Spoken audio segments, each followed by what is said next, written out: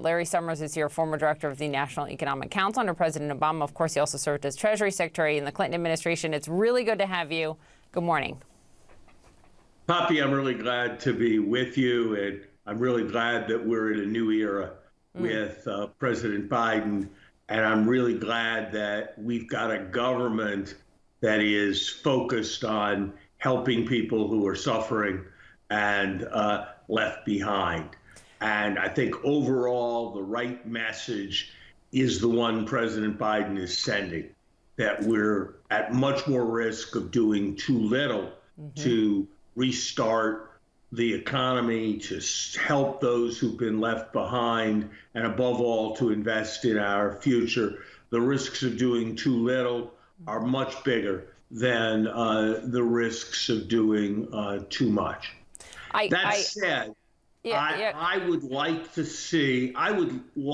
see us pivoting more quickly to where I know the president is going to go, which is to building back better.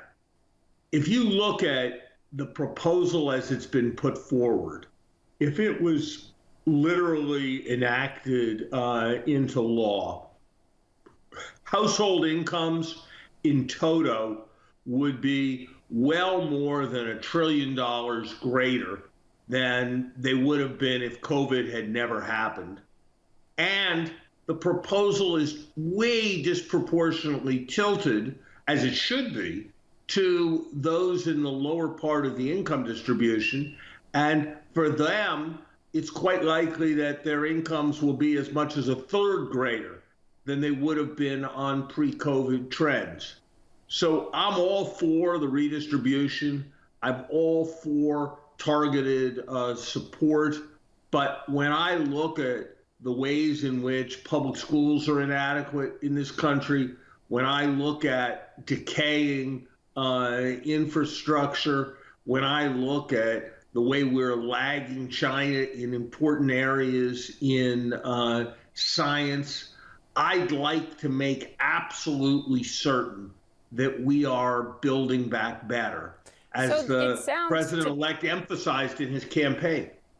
It sounds to me like you're saying, because it was a month ago, not even, that you said the idea of $2,000 stimulus checks that are not targeted, which they're not right now, it's just under a certain income threshold, that those are bad economics and would be a serious mistake. That sounds like a pretty significant message from someone who worked in 2 Democratic administrations to this new Democratic administration, saying they need to rethink this, change who they go to, make them more targeted? I'd like to see the $2,000 checks more targeted. Even more, I'd like to see the focus be on programs like unemployment insurance, programs like the food stamps that the president-elect is going to be talking about today, on support for the people who are the lower slash in the K-shaped recovery.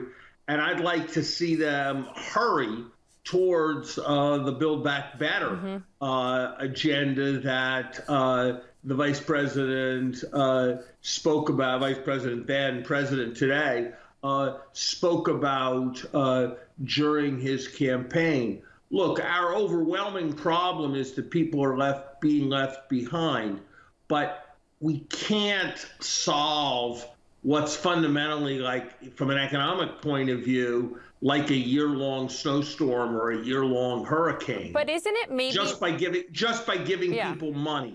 So first, overwhelming priority is getting the disease behind us. That's why I'm so excited about the things the president-elect talked about yesterday. I agree with you that the check doesn't solve it all. I'm sorry to step on you. There's this, delay in audio. I apologize for that, Secretary Summers. But my question, though, is what you bring up, and that is this issue of scarring of the job market, this long-term and permanent job loss that even Fed Chairman Powell said is going to come from this. Like, some of these jobs will just never come back.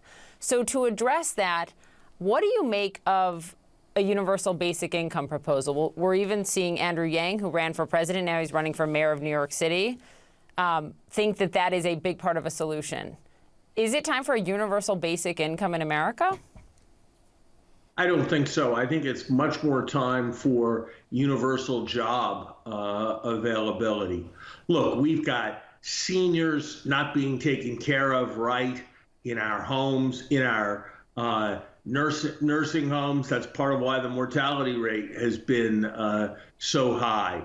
We have millions of kids who aren't able to have the opportunities that that my kids or most of the people in the media industry's kids are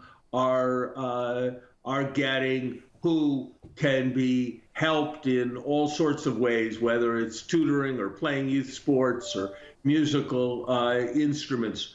We've got in Massachusetts, where I live, they estimate that we're paying the equivalent of a 75 cent a gallon tax in extra repairs to our cars because we haven't kept the roads free of potholes in the right kind of way. So there's a huge amount of work to do. And of course, the president has put central emphasis on climate change and all the work that needs to be done to create a new, more renewable and green economy. Those, I think, are the better routes to job creation. Yeah. The evidence is that people who are getting money but not working, it's often not as satisfying a life, doesn't often have as good outcomes for their kids. So I'd rather see us focus on good and decent jobs for all. Well, look, he's got a portrait of FDR across from the Resolute desk, so maybe there'll be more talk about some sort of new deal. It's good to have you. I'm sorry we're out of time. Larry Summers, thank you. Good to be with you.